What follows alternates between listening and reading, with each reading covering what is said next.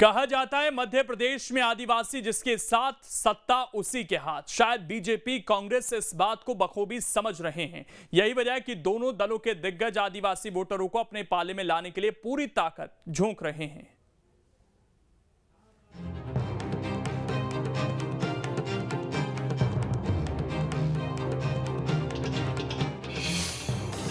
आदिवासी vote bank के लिए पार्टियों का प्लान।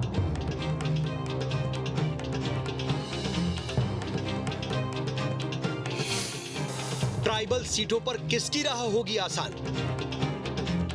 मध्य प्रदेश विधानसभा चुनाव के समर में बीजेपी कांग्रेस के दिग्गजों ने ताकत झोंक दी है। गुरुवार 5 अक्टूबर को जहां जबलपुर में पीएम मोदी की सभा हुई, तो वहीं धार के मोहनखेड़ा में प्रियंका गांधी की जनसभा हुई। इन दोनों ही सभाओं में एक बात समान थी और वो ये कि दोनों ही रैलियों में फोकस आदिवासियों पर था।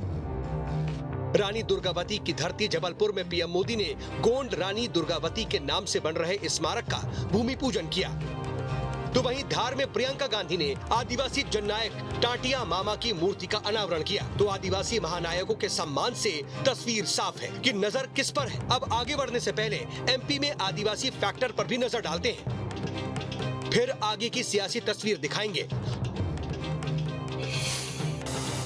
तो एमपी में 230 में 47 सीटें एसटी के लिए रिजर्व हैं।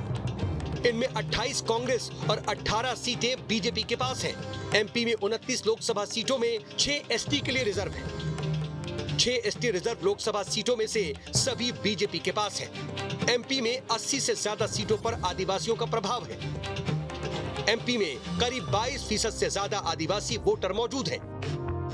तो एमपी की सियासत में आदिवासी फैक्टर को हमने देखा। अब लौटते हैं पीएम मोदी के जबलपुर की सभा की ओर।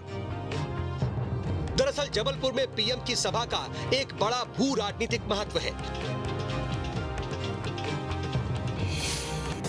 क्योंकि एमपी की कुल आबादी में आदिवासी समाज की हिस्सेदारी करीब 22% है। इसमें मालवा निमाड़ में भील भिलाला, विंध्य क्षेत्र में कोल जनजातियां हैं, जबकि पूरे मध्य प्रदेश में सबसे अधिक जनजातीय आबादी गोंड समाज की है। गोंड समाज की एक बड़ी आबादी महाकौशल क्षेत्र में निवास करती है। महाकौशल क्षेत्र के 28 सीटों में 24 कांग्रेस, 13 सीटों पर बीजेपी का कब्जा है। इनमें से आदिवासियों के लिए आरक्षित 13 सीटों में 11 कांग्रेस और 2 बीजेपी के पास है। मध्य प्रदेश में जब जब आदिवासी वोट बैंक बीजेपी से दूर हुआ, तब तब बीजेपी को इसका खामियाजा भुगतना पड़ा। एक मंझे हुए रणनीतिकार पीएम मोदी शायद इससे अच्छी तरह से वाकिफ है।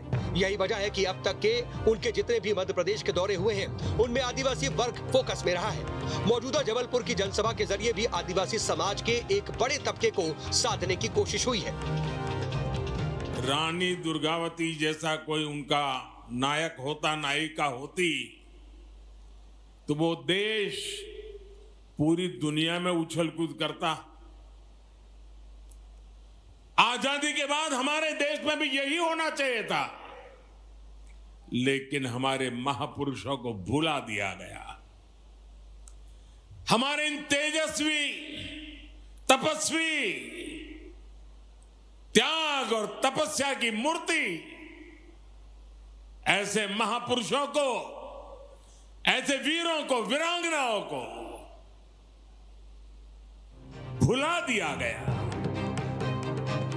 अब बात प्रियंका की जनसभा की। प्रियंका ने धार के मोहनखेड़ा में अपनी सभा में खुलकर अपने आदिवासी प्रेम को जाहिर किया। पहले तो प्रियंका ने मंच पर आदिवासियों के पारंपरिक आभूषण धारण किए, फिर अपनी जनसभा में अपनी दादी इंदिरा गांधी का जिक्र कर गांधी परिवार और आदिवासियों के भावनात्मक जुड़ाव का जिक्र किया। मेरी दादी इंदिरा गांधी जी भी एक इसी तरह की महापुरुष थी, पुरुष नहीं थी, मतलब एक बहुत बड़ी हस्ती थी जिन पर आपका पूरा भरोसा था।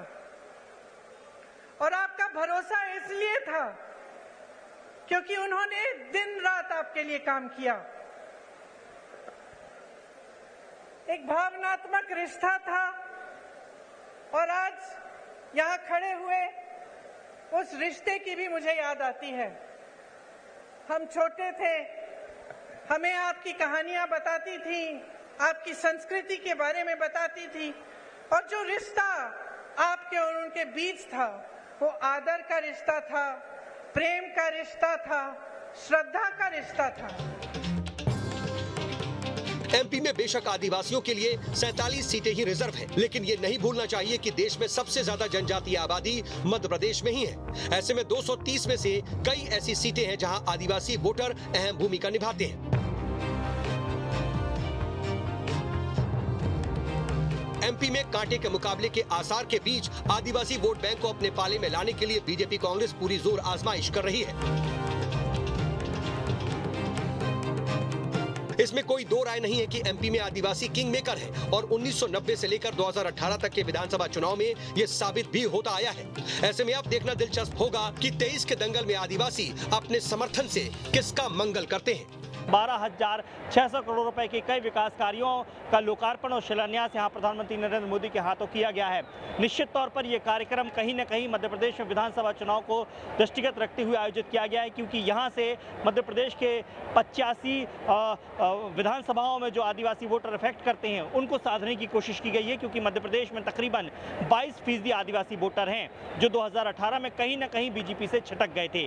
कोशिश यही है कि इससे बड़े कार्यक्रम, इतनी बड़ी सौगात के जरिए कहीं न कहीं आदिवासियों के बीच एक मजबूत पेठ बनाई जा सके।